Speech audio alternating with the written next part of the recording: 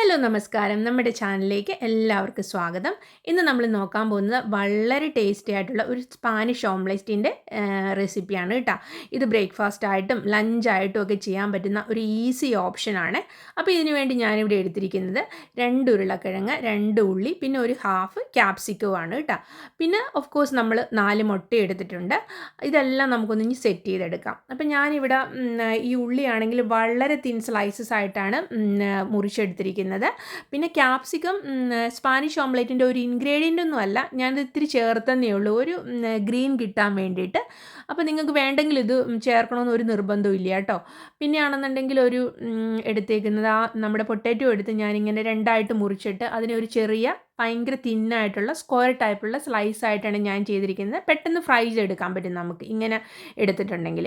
പിന്നെയാണെന്നുണ്ടെങ്കിൽ നമ്മുടെ മുട്ട ഇനിയൊന്ന് നമുക്ക് ശരിയാക്കി എടുക്കാം. ഈ 4 മുട്ടയും ഞാൻ ഒരു ബൗളിലേക്ക് ഒഴിക്കുന്നുണ്ട്. നമ്മുടെ ചാനൽ ആദ്യമായിട്ട് കാണുന്നവരാണെങ്കിൽ ഇത് ഒന്ന് സബ്സ്ക്രൈബ് ചെയ്യാനും നിങ്ങളുടെ ഫീഡ്ബാക്കൊക്കെ കമൻ്റായിട്ട് അറിയിക്കാനും മറക്കല്ലേ. അപ്പോൾ നമ്മുടെ മുട്ടയിലേക്ക് കുറച്ച് പെപ്പറും നമ്മുടെ കുറച്ച് സോൾട്ടും ഒക്കെ ആഡ് ചെയ്തതിന് നന്നായിട്ടൊന്ന് ബീറ്റ് ചെയ്തെടുക്കുന്നുണ്ട്. ബീറ്റ് ചെയ്തതിനെ ഒരു സൈഡിലേക്ക് സെറ്റാക്കി ഞാൻ വയ്ക്കുന്നുണ്ട്. എന്നിട്ട് നമ്മുടെ ഒരു പാൻ അടുപ്പത്ത് വെച്ച് ആവശ്യത്തിന് എണ്ണ ഒഴിച്ച് നമുക്ക് ഈ വെജിറ്റബിളിനെയൊക്കെ ഒന്ന് ഫ്രൈ ചെയ്തെടുക്കണം കേട്ടോ. അപ്പോൾ ഇതിൽ വെജിറ്റബിളിനെ അതിനകത്ത് ഇട്ട് കൊടുത്ത് പതുക്കെ ഒന്ന് ഇടയ്ക്കൊന്ന് ഇളക്കി കൊടുക്കണം കേട്ടോ. പിന്നെയാണെന്നുണ്ടെങ്കിൽ തീയെ ഒരു ലോ ടു മീഡിയം ഫ്ലെയിമിൽ കീപ്പ് ചെയ്യണേ ത്രൂ ഔട്ട്. അല്ലെങ്കിൽ നമ്മുടെ ഈ പൊട്ടറ്റോയും ആ സാധനങ്ങളെല്ലാം ചിലപ്പോൾ ഭയങ്കര ബ്രൗൺ ആയി പോകാനും ചാൻസസ് ഉണ്ട് കേട്ടോ.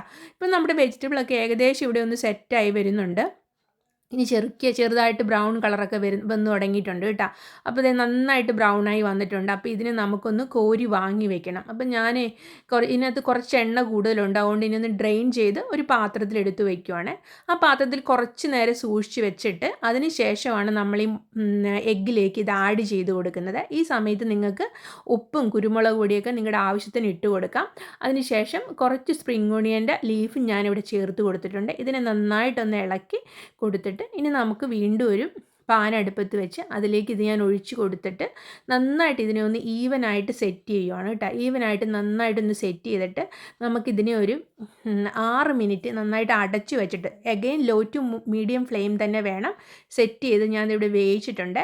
ഇതിനി നമുക്കൊന്ന് തുറന്ന് നോക്കിയിട്ട് ഇതൊന്ന് ഞാൻ എൻ്റെ സൈഡൊക്കെ ഒന്ന് വിട്ടിട്ടുണ്ടോ എന്ന് നോക്കിയിട്ടുണ്ട്. എല്ലാം നല്ല സെറ്റായിട്ടുണ്ട്. അപ്പം ഞാനിതിനൊന്ന് ഫ്ലിപ്പ് ചെയ്യാൻ വേണം, ഞാനല്ല എൻ്റെ ഹസ്ബൻഡാണ് എന്നെ ഹെൽപ്പ് ചെയ്യുന്നത്. നോക്കി ഇപ്പോൾ നല്ല ഗോൾഡൻ ബ്രൗണിൽ ഒരു സൈഡ് വന്നിട്ടുണ്ട്. ഇനി ഇതിൻ്റെ സൈഡൊക്കെ ഒന്ന് നമുക്ക് ഷേപ്പ് ചെയ്ത് കൊടുത്തിട്ട് വീണ്ടും അടുത്ത സൈഡ് നമുക്കൊന്ന് അടച്ച് വെച്ച് 6 മിനിറ്റ് ഒന്ന് വേവിക്കണം കേട്ടോ. അപ്പോൾ ഇനി ഞാനൊന്ന് അടച്ച് വെച്ചിട്ട് 6 മിനിറ്റ് കഴിഞ്ഞ് ഇതിനെ വീണ്ടും ഞാൻ തുറന്ന് നോക്കി. അപ്പോൾ ഇത് ഇവിടെ നമ്മുടെ സ്പാനിഷ് ഓംലെറ്റ് ഏകദേശം തന്നെ പെട്ടെന്ന് തന്നെ, ഞാൻ പറഞ്ഞില്ലേ പെട്ടെന്ന് തന്നെ ഇത് ശരിയായിട്ടുണ്ട്. അപ്പോൾ ഞാൻ ഇതിനെ വീണ്ടും ഫ്ലിപ്പ് ചെയ്യുവാണ്. അപ്പോൾ ഇത് നോക്കിയാൽ 2 സൈഡും നല്ല ഗോൾഡൻ ബ്രൗൺ ആയി. സ്പാനിഷ് ഓംലെറ്റ് ഇവിടെ റെഡിയാണ്. ഇനി നമുക്കൊന്ന് കട്ട് ചെയ്ത് നോക്കാം. നോക്കിയാൽ നല്ല പൊട്ടാറ്റോ ഒക്കെ നല്ല വെന്ത് ഉള്ളിയൊക്കെ നല്ലതായിട്ട് കാരമലൈസ്ഡായി നല്ല ടേസ്റ്റി ആയിട്ടുള്ള ഓംലെറ്റ് ഇവിടെ റെഡിയാണ്. അപ്പോൾ വീണ്ടും നിങ്ങൾ ഈ ചാനൽ ആദ്യമായിട്ട് കാണുകയാണെങ്കിൽ ഇതൊന്ന് സബ്സ്ക്രൈബ് ചെയ്തേക്കണേ. Thank you for watching.